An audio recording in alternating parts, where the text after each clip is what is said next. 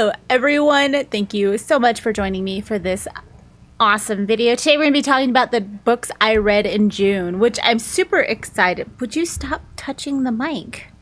Percy. She's super needy right now. Sorry about that. So in the month of June, we finished 10 books, which is ridiculous. I did not think we were going to be able to finish that many books, but we did. The first book that we finished was Bullet Train from Kotaro Asaka, I think is how you pronounce his name, and that was published in 2010. And I actually read this because I watched the movie on Netflix. I think it's on Hulu right now, and it is labeled as a fiction horror, and this is a multi-POV. Just, it reminded me of a way more intense Dave Barry type book. Like it was ridiculous. Multiple POVs. Everybody's actions was just intertwined in this giant web of story that was crazy. And it takes place on a bullet train in Japan, and the movie makes it a little bit different than it like the book makes it a lot more funny and lighthearted than the book was. But I had to finish reading this book. I could not.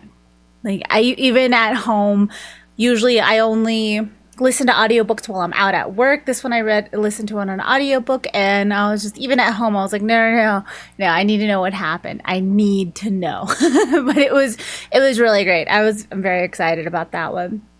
The second book that we read was The Vampire Lestat, and that was written by Anne Rice and published in 1985, labeled as a fiction, fantasy, horror, thriller novel. And it was good. It was good. We finished the Interview with a Vampire, I think, in May. I think is when we finished it. I didn't look, so maybe in May. And this is the second book in the Vampire Chronicle series, and the first chapter got me hooked. As soon as you start reading it, you read about Lestat coming back from his sleep that he was in a graveyard in Louisiana, and then he gets a copy of Interview with the Vampire, and he is pissed when he reads about how Lewis felt about him and everything. It's so great. It's so great. And we hear most of the book is his backstory and what led him to meeting Lewis in the Interview with the Vampire, and then the last couple of chapters are after, and it is so good. The writing was fantastic, and I really enjoyed it. The third book that we read this month is, I don't know how to pronounce it that well, Diavola. It's supposed to be sounding Italian. I don't speak other languages, so I apologize. And this was written by Jennifer Thorne, published in 2024, is a fiction horror thriller novel, and the cover of this book was like, okay, this is gonna be like a horror novel, and I read not even a really great brief synopsis of it, so I thought it was gonna be like back in 1800s Italy. It is not. It is in modern day with a family that is vacationing in Italy, and they vacation in an Airbnb, and there are ghosts. There's like supernatural stuff going on around. I'm not going to spoil any of it, but it's great. It pissed me off so much with the family dynamics of this. This is a family vacation with grown adult children. So having these family dynamics and everything, I was getting so annoyed with the main character. I'm like, why do you put up with this? Why do you put up with this? What is wrong? I just kept, like, throughout that whole book, I just kept saying, just bail. Just bail. Obviously, the person did not just bail. But in that whole supernatural thing follows them from the vacation back to their home in the States, and we see the fallout of all of that. And the ending, I thought it was going to be not as satisfying. I thought the story was going to certain things, and I was like, oh, that's a sad story. But no, it flipped a bitch and turned it around on me, and I was like, no, you did what? Really? Okay. And then it ended on a way happier note for me, like a really satisfying note. And I was just like, This was great. This is great, and I enjoyed it. And then the fourth book we read in June was Check and Mate. And I picked this book up because, one, it came available through my library, which it's been on hold for a very long time, to the point where I forgot what this book was about until I saw the cover. And then I remembered it because it was all over BookTube, Book Talk, all of that stuff. It was written by Ali Hazelwood, published in 2023, labeled as fiction contemporary LGBTQIA+. I didn't see that part in it. Like, I was surprised when I saw that in the genres that is tagged. Romance, YA, and if you've seen this book, this cover, you kind of know what it's about. It's about this girl who quit the chess world, the chess tournament world, because something terrible happened in her past. So she's just like, no, I shun chess now. I shun it. And then she goes into a chess tournament to help a friend out. And at that chess tournament, she beats the top-rated winning go-to person in chess. They call him like the hottest guy in chess, which nobody calls anybody like that in chess, like for realsies. But she beats him in this. He's never actually lost before, so it's just like so crazy, so exciting. And then it's a romance between the two. I enjoy romance novels. I enjoy a lot of novels with romances in them. But I like, in my romance novels or romance stories, a compelling story to why the characters are acting the way they are acting. I like a fully fleshed out character, like a realistic type of characters going through and finding themselves and developing a relationship, And I don't think that's too much to ask for my romances in novels. It doesn't even matter if it's a romance novel, a mystery novel, or horror novel, or contemporary novel. Just the romances happening in novels, just overall. I enjoy if they're two full characters and I understand why they're coming together. Like, if I get that, I just want a story. I just want a story that makes sense. I did not enjoy this. I did not like it. I just kept thinking they're stupid. They are really just, how old are these characters again? And I'm like, okay, she's like 18, 19, I'm like, okay. So she just doesn't know. And her whole situation that she was in, that were put in at the beginning, did not make sense.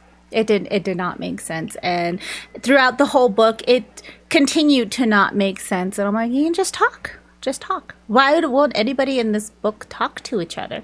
Like, does that not exist? Do you guys not know how? Is that not a thing in this made-up universe? But yeah, we read it.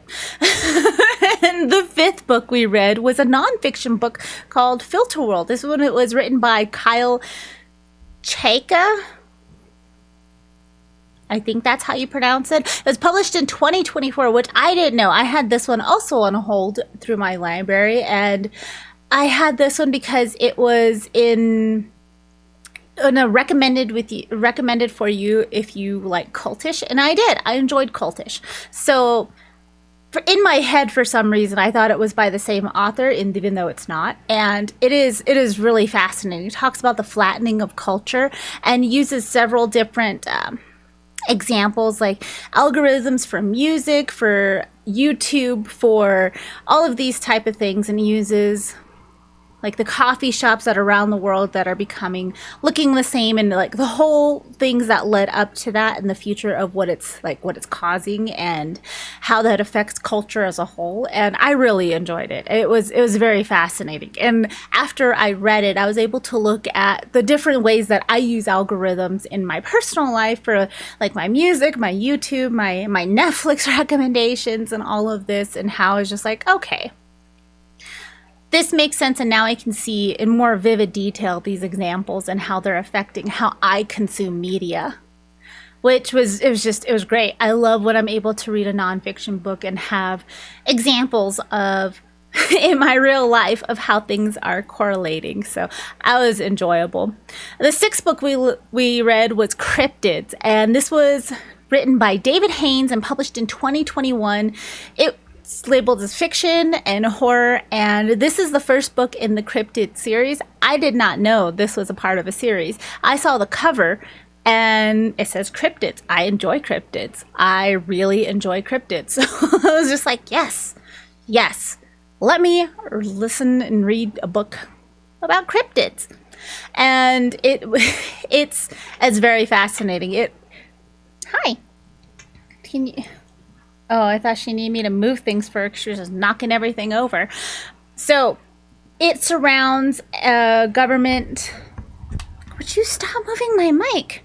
A branch of the government that has a secret facility out in the middle of nowhere that experiments and catalogs cryptids.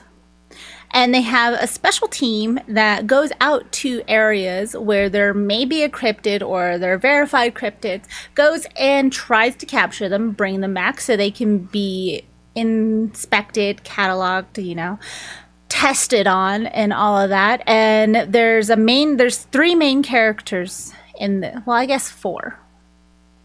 You have two of them are cryptids, two of them are human, and it's following two stories of two completely different cryptids. One that was captured by this facility and one that's on the outside who never heard of this facility. Same, different species of cryptids and how their story intersects, and I was really excited about it. I did not know, like I said, this was a part of a series, so when it hard ended on one of the storylines, I was like, wait, that's it?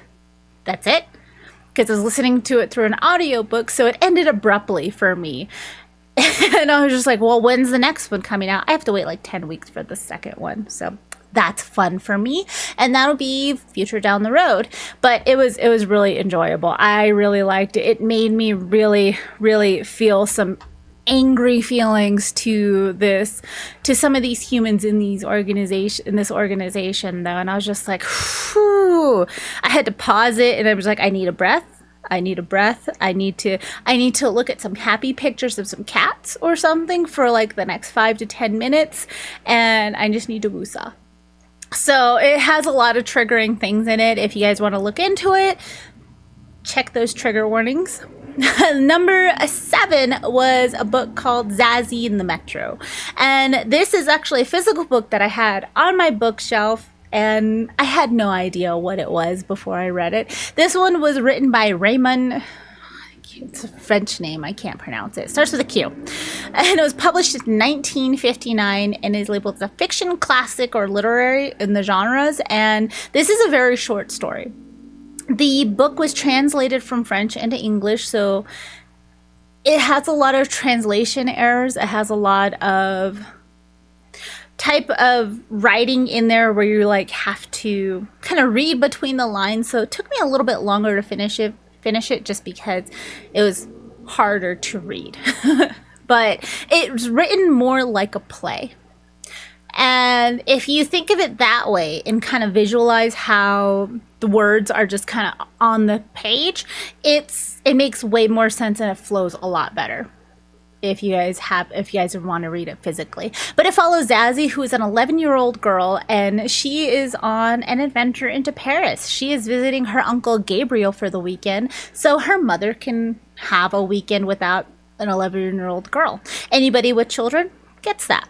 And she's visiting her uncle who is married and they don't have children, and it's just her getting into all of this craziness, and then her uncle's way of dealing with this craziness, and it's pretty great. Like it's a trip. It's a trip. It's like watching any type of foreign comedy show. Like if you go outside of your native country and you go to a different country and you watch something foreign, like comedic on their local television stations, it's a little jarring because it's not what you're used to in your comedic country station type stuff, but it's really good. I enjoyed it. And I didn't think I was going to. After trying to read the translation of it, I was just like, wow, I'm going to try and push through it because it's part of my challenge to read all my physical books, but this is not fun. But it was. Once I got pushed through that and started thinking of it more as a play, then yes, it was hilarious and I really enjoyed it. The 8th book that we finished this month was, or last month, was Bait and Witch. And this was written by Angela Sanders, published in 2020, and is labeled as fiction and mystery. And this was an adorable book. This was an absolutely adorable book. Like, I should have read this like right after Cryptids, when I was having those angry feelings. I should probably read them both at the same time, so I would have been able to get through it a little bit more smoothly. But this was an adorable book. This book follows our main character, who is in hiding for things that she overheard and reported, and now she's worried her life is in danger. So what does she do? She goes on the run. But she needs money while she's on the run, so she decides to take a job at this far secluded place in Oregon, which is on the other side of the country from where she's at, from where people are going to be looking for her. So she's like, all right, cool. I'm hiding out in this small little town until things are done over there, and then I'll be able to go back. She's using up all her leave. She's like, yeah, I have a plan. And it follows her when she's in this town. She's a librarian, so she is hired to run the library at this local town. But the library is about to be closed because it's going to be voted on by the trustees on whether they're going to sell the library and the property to a couple to build a resort type thing to bring new business into the local town. And then they have people fighting it. They're like, no, this is something we need to have here. She's right in the middle of that, while she's also trying to keep a low-key profile. Except when she gets there, a body turns up on the library's property. So she's like, okay, so now there's an investigation on who this person was, why they're dead, and why they're dead there. And that pulls her into this whole small town mystery of what had happened to this town, and how that affects everything going forward, leading to who done it. Like, who done it. It's a small town, and everybody's kind of pointing fingers at everybody else, and it's the person who did it. I didn't think did it. Like, I was surprised at the person who did it, and I was like, oh, well, that's okay. And it is the first in a series of this. Like, she finds out she's a witch through being a librarian in here, which was a nice twist to it. I was like, oh, okay, I like this. She uses magic to help her figure out who did it and to help save the library. It was a nice, cute read. The 9th read we read in June was The Postman, which was written by David Brin, published in 1985, and is labeled as fiction and sci-fi. And this one was recommended to me by my library app. Like, just if you liked these shows, TV, books, like I often go to those sections to see if there's anything I would like to read. And this was it. I work as a mail carrier, so I giggled when I saw the cover for this, which is a mail carrier in a post-apocalyptic setting, just walking towards the city, which I thought was fantastic. I was like, I have no idea what this book is about. I have no idea what's going on here, but just based on that cover and the title alone, I'm going to read it. And I did, and I'm really happy I did. It was funny. Parts of it were heartbreaking. Parts of it were just like kind of really depressing when you start thinking upon the layers and layers of what led up to that point.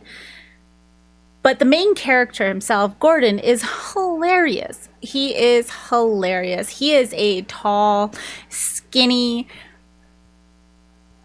drama major like guy, and it's in a post-apocalyptic United States in Oregon, Minnesota, like the north, what's that? West. Yeah, that's the word. I was going to say the north left. That's not right. But in the Northwest, and he's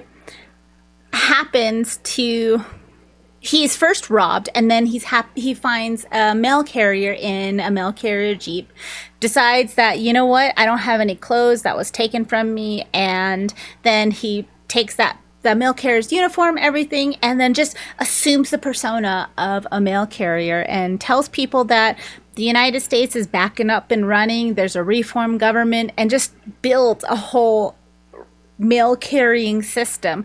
And there's a lot of fights in it. There's military operation. It talks about the war, talks about feminism and how there's like a new wave of feminism going through the new areas of this reclaimed United States, and it's a whole war going on between these different properties. All while this guy is just like, I just want to find a place to call home. That's all he wants, is a cause to believe in and a home to be had. That's just all he wants, and he just is trying so hard to get it, and it's just, I'm just like, this poor dude. And the ending, it tripped me out. Not the ending, but like what happened, the climax of it. I was just like, I could not put it down once I got towards the middle of it. I was like, I have to finish this book today because I need to know what happens to these characters. It hooked me in really hard in the middle. Before that, I was like, I can pick it up, read a few pages or a few chapters, put it down, and it's totally fine. Once I got to that midpoint to the end, I was like, no, I have to know. And it was good. And the last one we read is Home is Where the Bodies Are. And this was written by Geneva Rose, published in 2024, and is labeled as fiction, mystery, and thriller. And I really enjoy this author. This is the second book that I have read from this author. The first one was called You Shouldn't Be Here. And that one I read a year or two ago. I think 2, maybe. I don't remember when I exactly read it. I still vividly remember the story and how the whole end of that book, which is also a fiction mystery thriller, just threw me for a loop. Like, I thought I knew exactly where things were going, and the writer was like, no, we're gonna flip it back on you. And then I was cheering for people who I shouldn't be I felt like I shouldn't have been cheering for to begin with, and I was just like, no, this happened? What? Are you telling me the person that I thought was the bad guy was not the bad guy? They were a minor character. And like, I want to say more, but that one's there. You can read it. This is the second one. So I didn't know how to feel going into this book. I'm like, obviously, I feel like I can't trust anybody. It could be anybody. It starts off with 3 adult children coming home because their mother is passing away. She's on her deathbed, and they're all trying to gather back up to meet her. She has been living, or her oldest daughter has been living with her, taking care of her and kind of being the rock for her and covering costs of her medical care, everything. The mother passes away, and all the other children show up, and they're all going through all of the old stuff that's in the house, trying to clear up what needs to be done. The will is read, so they're like, okay, we need to know what's going to happen with everything. Just kind of the things that happen when you lose a member of your family. And while they're going through that, they find a bunch of VHS tapes, and they're like, yeah, you remember how Mom used to record everything that happened?